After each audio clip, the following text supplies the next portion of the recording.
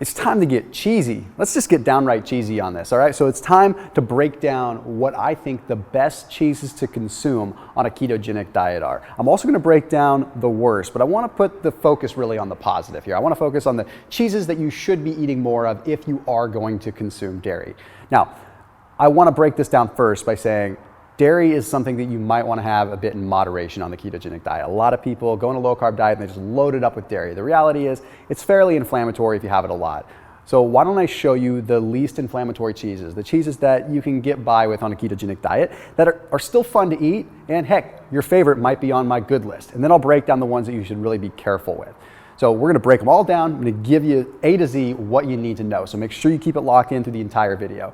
You are tuned in to the internet's leading performance, nutrition, and fat loss channel. New videos on Tuesday, Friday, and Sunday at 7 a.m. Pacific time, and a bunch of other videos throughout the week as well. Hit that red subscribe button and then hit that little bell icon so you can turn on notifications. And I wanna make sure you check out Thrive Market. They're down in the description below with a special link.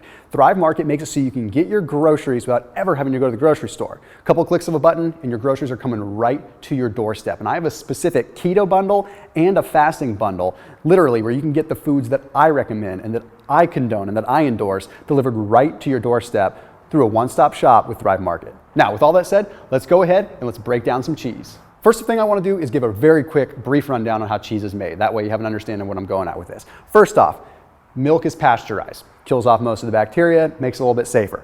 Then starter cultures are added. So specific bacteria are added to start that actual fermentation or that culturing process of cheese. Okay, that's really step 2. I'm abbreviating here, right? Step 3 is it goes through a little bit of a gelling process. Because these cultures are added, cheese starts to sort of gel up and it hardens up a little bit. And then the next part, we're gonna go ahead and cut cheese up, right? Yep, you're literally gonna cut the cheese. So cutting up the smaller curds, or cutting up the curds into smaller pieces rather. The smaller the curd that it's cut into, the drier the cheese is, because it allows it to dry out more and more moisture, so more surface area ultimately. So smaller cuts ends up meaning drier cheese, like a cheddar or something like that, right?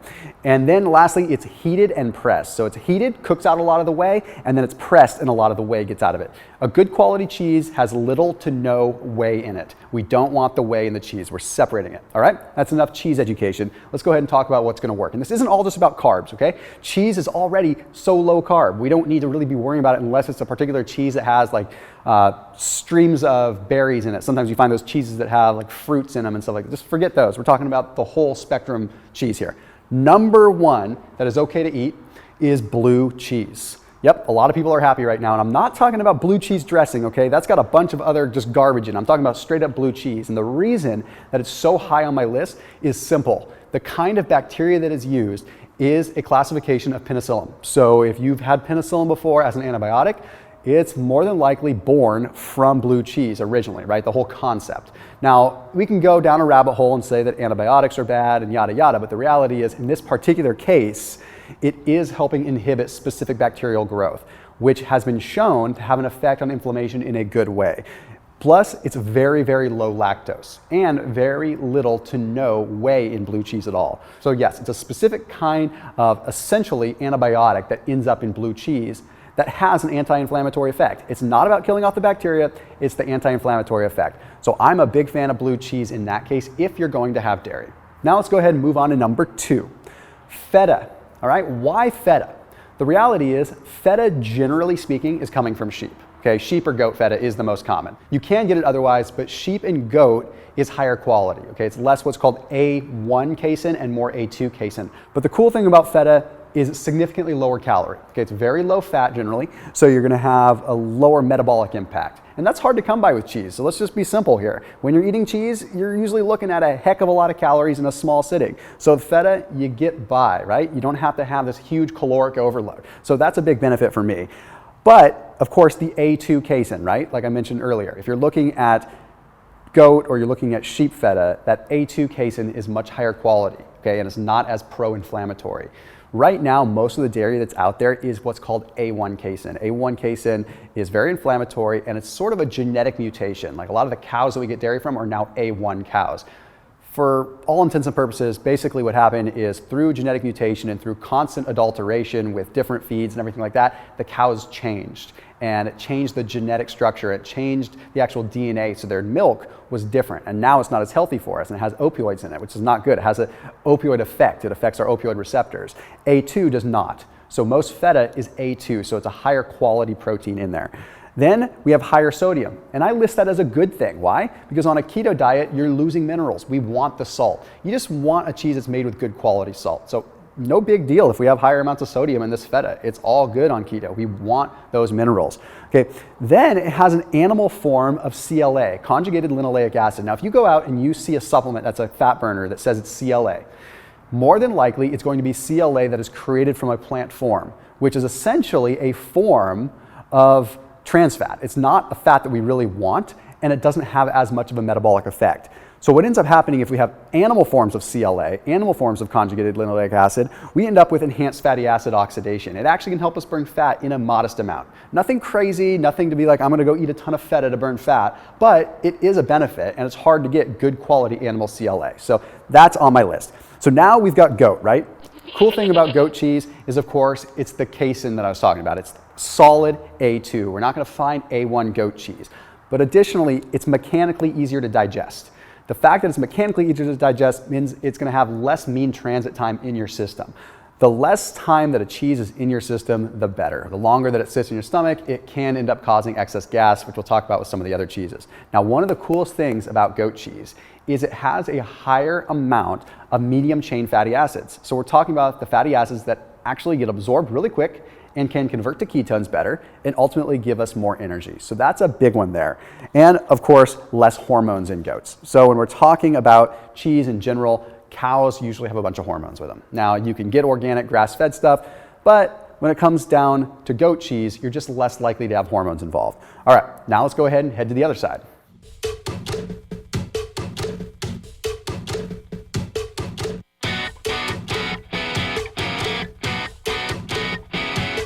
Next up is gonna be good old-fashioned mozzarella and a side mention of Gouda. Okay, Gouda, it varies, right? It depends. Sometimes you can find processed Gouda, so just be careful there. But mozzarella, cow mozzarella or buffalo mozzarella. I am gonna say buffalo mozzarella is significantly better. Okay, it trumps cow mozzarella. And the cool thing is Costco even has, I think, saw it there a couple weekends ago, Costco has buffalo mozzarella. Now, the reason that you usually wanna go with buffalo is simply because buffalo are regulated by the Food and Drug Administration, but also the government does not allow farmers or ranchers to feed buffalo anything but grass. So you don't have to read the label any further than that. If it's buffalo, it's going to be grass-fed, which means the cheese is going to have a higher omega-3 profile. So go for buffalo mozzarella whenever possible. But even if not, mozzarella is decent. And the reason is it comes down to the bacteria that they use to help that fermentation process. Specific kind of lactobacillus, Lactobacillus fermentum. They use a couple other lactobacilli, but in this case, the fermentum is a really good strain of it. Now, there was a particular study. Okay, took a look at 1,072 people, and it gave them 7 ounces of fermented dairy every day for 3 months. That's a good amount of dairy, right? So fermented dairy in forms of like this, like mozzarella, Gouda, things like this. They found that it improved their chances of fighting off respiratory infections. It actually was giving them good bacteria. Usually our system is breaking it down before it ever has an effect. But if it's good quality fermented dairy, we can actually get an immune system response in a very positive way. So that's why this makes my list as a not so bad cheese. Okay, next up is gonna be Swiss. Swiss is fermented for a longer period of time.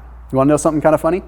The reason that Swiss cheese has holes is because it ferments for a longer time and forms gas pockets. Those gas pockets put holes in the cheese. That's literally why it has holes. So remember when I was talking about you want cheese to move through your system relatively quick? Well, because you don't wanna end up with big pockets of gas like you do with Swiss cheese, for example, happening in your gut. You don't really want that. Additionally, it's lower sodium. Now you might be saying, Thomas, you're contradicting yourself. Over with feta, you were talking about high amounts of sodium being good. High amounts of sodium are good on keto, in my opinion.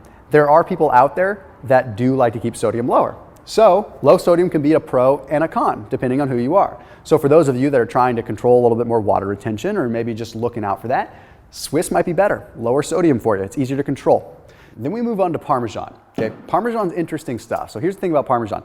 it's usually not pasteurized. That's what makes it unique. So it's the fact that it's aged for so long that it doesn't really need that pasteurization.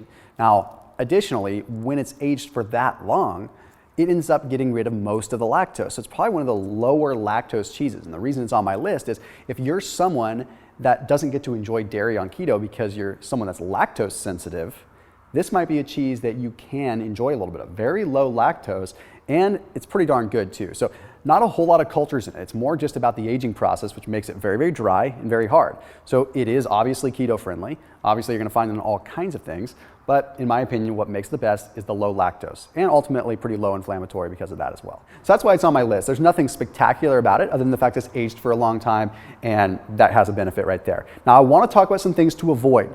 Not necessarily avoid, but be careful of, okay? I'm not here to tell you what not to eat unless it's blatant. What I will tell you is if a cheese is 51% processed or more, it's not considered a cheese. Okay? Now, technically they can still put cheese on the label, but be very, very careful on that. And usually the label will indicate it. So we're talking things like Munster cheese, okay? You have to be careful with that simply because it's a cheese that is commonly processed. They commonly add fillers, cornstarch. They add whey to it to give it more flavor and volume. Not saying that all of that kind of cheese is bad, but you just have to be careful. Then American, okay, this is a given, right? Good old American. It's not even cheese, really. Okay, it's processed. Now, this particular brand from Trader Joe's isn't too bad. It's still highly processed, but not as bad as some of the other ones. Okay, that's just barely even cheese, so just avoid that. Okay, then we have things like Velveeta. Come on, that's not cheese. That's like practically Cheese Whiz. Just avoid that. It's not cheese. Gorgonzola, yeah, surprisingly, right? Gorgonzola is on my list simply because, once again, Gorgonzola is commonly processed. There is good quality Gorgonzola, you just have to look for it. So be very careful. Look in the label, see if there's added whey, see if there's anything that looks weird. A good quality cheese should just be cultures and milk and very limited ingredients. If there's weird stuff in there, like there commonly is with Gorgonzola, don't eat it. Honestly, it's not good for you. Cheese is hard enough on the system. Same situation with Brie. I love Brie. I used to eat that stuff like crazy. But a lot of times when you end up with these pale cheeses that are creamy like that, they're adding different things into them. They're adding these different components and wheys and everything like that to give it more viscosity when it would normally be runny. So as much as I love Brie, just be really, really careful with it. Lastly, cheddar is a big culprit. Now, the only reason cheddar is here is because cheddar is just manipulated a lot. It's probably the most common cheese that's out there. So people really try to cheat it a lot. So when it comes to cheddar, you just have to be careful. Like there's one that I picked up at Trader Joe's. This one is like a New Zealand grass-fed sharp cheddar. So the reason that I would go for grass-fed with cheddar is simply because it's going to prove at least the concept that it probably is not adulterated. So I'm not saying you can't eat cheddar. My point is that just be very, very careful. I'd say like 50% of the cheddars that are out there are processed and are fake. So just be really careful. And that's it. That sums it up. We got the blue cheese, the feta, the goat cheese, the mozzarella / Gouda, and then we've got Swiss, Parmesan, and then the ones you need to be careful of. I hope that this gave you the goods for what you need to know when you're doing keto. Again, use this in moderation. You shouldn't be eating tons and tons and tons of cheese anyway. It's just gonna mess you up. It's inflammatory to begin with, but at least now you know the breakdown of what you can have in my particular order from best to worst. All right, make sure you're keeping it locked in here on my channel, and I'll see you in the next video.